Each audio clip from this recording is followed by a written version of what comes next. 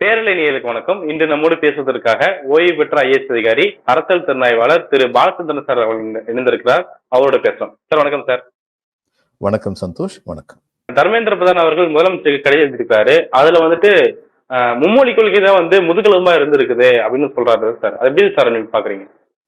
மும்மொழி கொள்கை முதலும்பா இருக்குன்னு சொல்ற அவரும் சரி, இந்த இவங்க பிஜேபி சேர்ந்தவங்க தொலைபேசியில் தொலைக்காட்சியில வந்து பேசுறாங்களே, ஏன்னா ஒரே ஒரு கேள்வி கேட்பேன், அதுக்கு பதிலே இருக்காது. அதை அப்படியே பாஸ் பண்ணிட்டு நைஸா இன்னொரு இடத்துக்கு போவாங்க.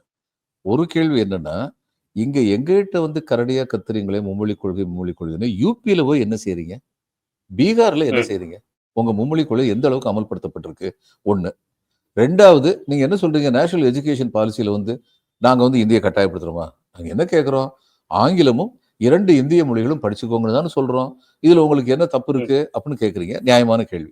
ஏன்னா இந்தி கட்டாயமா படிக்கணும்னு சொல்லல. நான் வந்து தமிழை படிப்பேன், அடுத்து ஆங்கிலம் படிப்பேன், அடுத்து இன்னொரு மொழி படிக்கணும்னு நான் நினைச்சேன்னா, அட்டவணையில் உள்ள 22 மொழி எதை வேணாலும் நான் படிக்கலாம்ல. நான் சொல்றேன், நான் மலையாளம் படிப்பேன். எனக்கு கல்ஃபுக்கு போகணும்னு ஆசை இருக்கு. மலையாளம் படிச்சா கல்ஃப் போறது எனக்கு கொஞ்சம் எளிதா இருக்கும். மலையாளம் படிப்பேன். வாத்தியார் இருக்காங்களா? அந்நியார் என்ன சொல்லுவாங்க?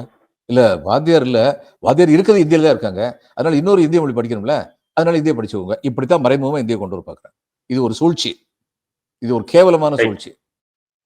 அதனால இதைத்தான் இது தமிழர்களுக்கு உள்ள பலமும் பலவீனமும் என்னன்னா, ஒரு காரியத்தை ஒருத்தவங்க துவங்கும் போதே இதனுடைய விபரீத விளையாட்டுகள் எப்படி போகும் தெரிஞ்சிருது. நீட் அப்படித்தான். நீட்டை பார்த்த உடனே தமிழர்கள் வந்து சில பேர் நினைக்கிற மாதிரி இந்த கோச்சிங்கு கிளாஸ் இதெல்லாம் வந்து பயப்படல. ஏன்னா அதுக்கு முன்னாடியே வந்து நாமக்கல்ல அந்த கோச்சிங்லாம் இருந்தது. I am against such coaching. அப்படியோட கோச்சிங் தவறு. ஆனா அந்த கோச்சிங் முடியாததில்ல தமிழர்களுக்கு. ஆனா என்ன பயந்தாங்கன்னா, அப்படி கோச்சிங்ல வந்து நாமக்கல் இருந்து வர்றவங்க எல்லாம் எத்தனை பெர்சன்டேஜ் வர்றாங்க? மிஞ்சி மிஞ்சி போனா சரி ஒரு 30% வருவாங்களா? மீதி 70% வந்து ஏழை எளிய மாணவர்கள் அரசு மருத்துவக் கல்லூரிகளில் சேருவதற்கான வாய்ப்பு இருக்கிறது. அப்போ இந்த ஏழை எளியவர்கள் வந்து அரசு மருத்துவர்களாக ஆகும்போது அவங்க எங்க இருந்து வந்தாங்க? ரொம்ப எளிமையான குடும்பத்திலிருந்து வந்தாங்க. அவங்கள ஒரு வில்லேஜில் ஒரு கிராமத்துல போஸ்ட் பண்ணா, இந்த கிராமத்துல எனக்கு வந்து வெறும் ஃபேன் தானே இருக்கு, ஏசி இல்லைன்னு சொல்ல மாட்டாங்க. ஃபேன் இருக்கதே அவங்களுக்கு வசதி நினைப்பாங்க. அப்போ கிராமத்துல உள்ள சுகாதார கட்டுமானம் ஒழியாமல் இருக்கும். நீட்டு வந்துருச்சுன்னா, நீட்டை அனௌன்ஸ் பண்ண உடனேயே நமக்கு தெரியும், இது ஒரு மிகப்பெரிய கொடுமையான வியாதி. இது வந்துருச்சுன்னா 1 கோடி ரூபாய் செலவழிச்சு கோச்சிங் கிளாஸ் சேர்த்து பாஸ் பண்ணி வந்தவன் அடுத்து வந்து நிச்சயமா வந்து கிராமப்புறத்துக்கு போக மாட்டான். அவன் பிறந்து வளர்ந்தது ஏசியில வளர்ந்திருக்கான். அப்ப நம்முடைய கிராமப்புறத்து சுகாதார கட்டுமான வசதிகள் பறி போய்விடும். இதுதான் நீட்டுடைய உண்மையான தீங்கு. அப்ப இதை எதிர்த்து முதல்ல போரிட்டது நம்ம தான். இதுக்கப்புறம் இன்னைக்கு கர்நாடகால வந்து ஜனதா தள தலைவர் சொல்றாரு, தேவகவுடாவுடைய பையன் வந்து சொல்லியிருக்காரு, குமாரசாமி சொல்லியிருக்காரு. இதுல வந்து ஆந்திராவில் வந்து சொல்லியிருக்காங்க, பெங்கால்ல வந்து மேடம் பானர்ஜி சொல்லியிருக்காங்க. இப்போ ஒவ்வொருத்தரா உணர்ந்து பேச ஆரம்பிக்கிறாங்க. ஆனா முதல்ல நம்ம பேசணும், நம்ம வில்லன் ஆயிட்டோம். இன்னைக்கு 10 வருஷம் கழிச்சு, நீட் வந்து 10 வருஷம் கழிச்சு அதனோட இம்பாக்ட் ரொம்ப தெளிவா தெரியுது என்ன நடக்குதுன்னு சொல்லி. அதே மாதிரி தான் இந்த மும்மொழி கொள்கை, இந்த நேஷனல் எஜுகேஷன் பாலிசி, இந்த பாசாங்குகளுக்கு உள்ளே என்ன இருக்கிறது? நேஷனல் எஜுகேஷன் பாலிசியில் நல்லது விஷயம் இல்லவே இல்லைன்னு சொல்லல. நிச்சயமா சில நல்ல விஷயங்கள் இருக்கின்றன. அதை நம்ம அடாப்ட் பண்ணிக்கலாம், எந்த கஷ்டமும் இல்லை. எங்க இருந்து நல்லது வந்தாலும் அந்த நல்லது எடுத்துக்குவோம். ஆனா நல்லதுன்னு சொல்லி அதுக்கு ஒரு குடம் பாலுக்கு ஒரு துளி விஷம் அப்படிங்கிற மாதிரி கொஞ்சம் லைஸா வேற ஏதாவது கொண்டு வந்தாங்கன்னா அதை நம்ம ஹோல்சேலா நம்ம ஏத்துக்க மாட்டோம். அவ்வளவுதான். மும்மொழி கொள்கையை விட்டு கொடுத்ததன் மூலமா நாம வந்து அந்நிய மொழியான ஆங்கிலத்தை ஏத்துக்க ஆரம்பிச்சிட்டோம் அப்படின்றாரு. அப்ப என்ன சொல்ல வர்றாரு? ஆங்கிலம் வேண்டாம், இருமொழி கொள்கை வேணும்னு சொல்ல வர்றாரு.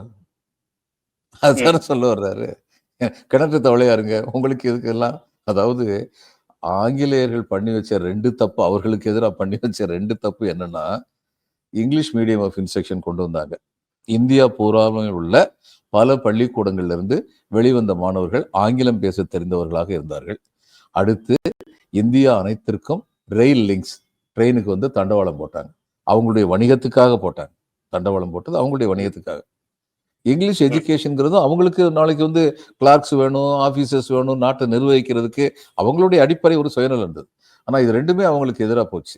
இப்ப தமிழன் வந்து சுதந்திர தாகத்தோட இந்த தமிழன் தமிழ்ல தான் பேசிக்கிட்டு இருந்தான், அது தவிர எங்கேயும் பேசல. ஒரு கூட்டத்துக்கு போனா அடுத்து வந்து பெங்காலி பேசுறதுன்னா முழிச்சான், மராட்டி பேசுன்னு கேட்டா முழிச்சான், ஒருத்தருக்கு ஒருத்தர் இது மாதிரி முழிச்சுக்கிட்டு இருந்தாங்க.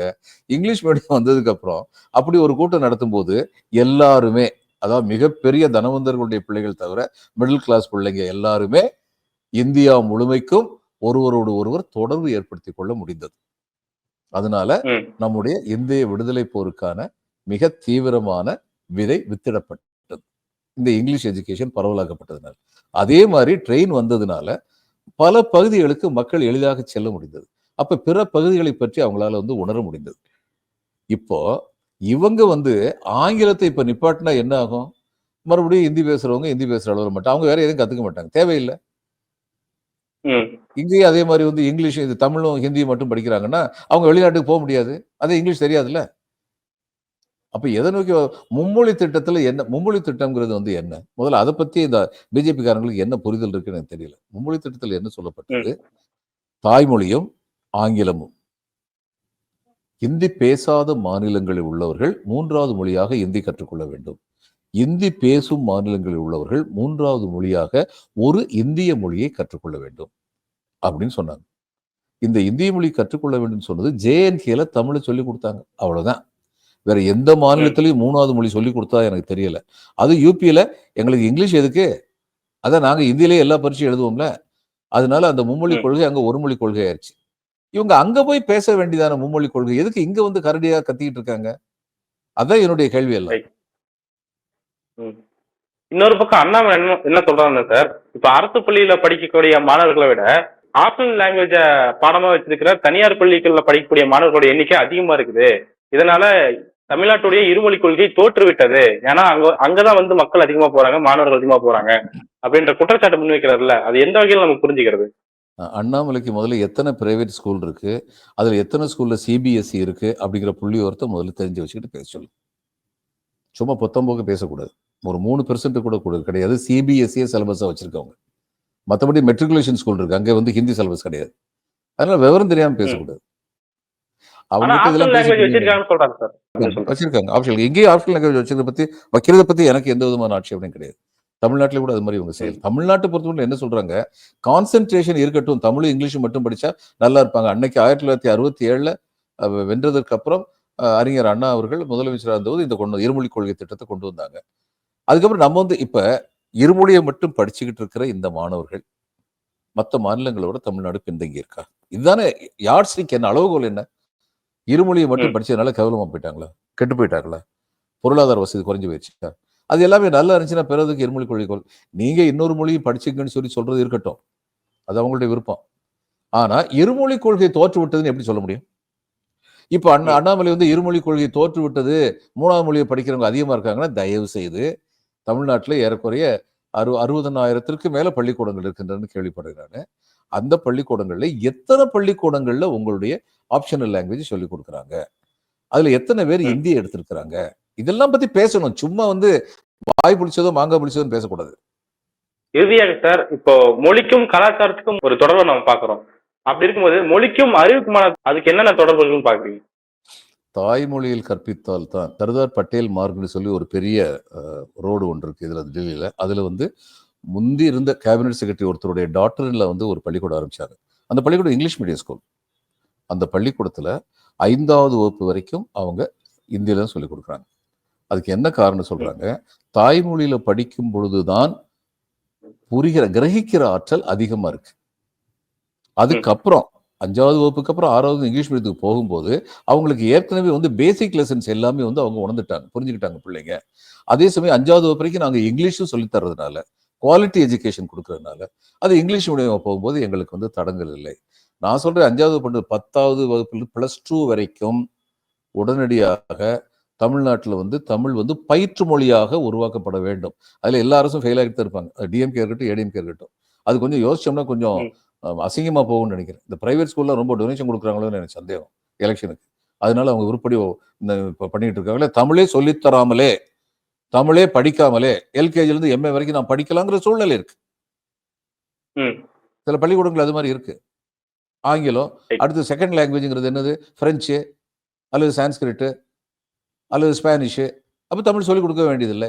பாடமொழியாக கூட தமிழ் சொல்லிக் கொடுக்க முடியாத நிலைமை இருக்கு. இது நிச்சயமா வந்து தமிழ்நாட்டுக்கு வந்து ஒரு கேவலம். தமிழ்நாட்டுக்கு இது ஒரு எச்சரிக்கை மணி. திமுக வந்து மத்தவங்கள விட மொழி உணர்வு அதிகம் உள்ளவங்களா சொல்ற திமுக இதை நிச்சயமா சரி பண்ணணும். ஓகே. பல்வேறு தகவல்களை நேரடியா பகிர்ந்தீங்க சார். மிக்க நன்றி. வணக்கம்.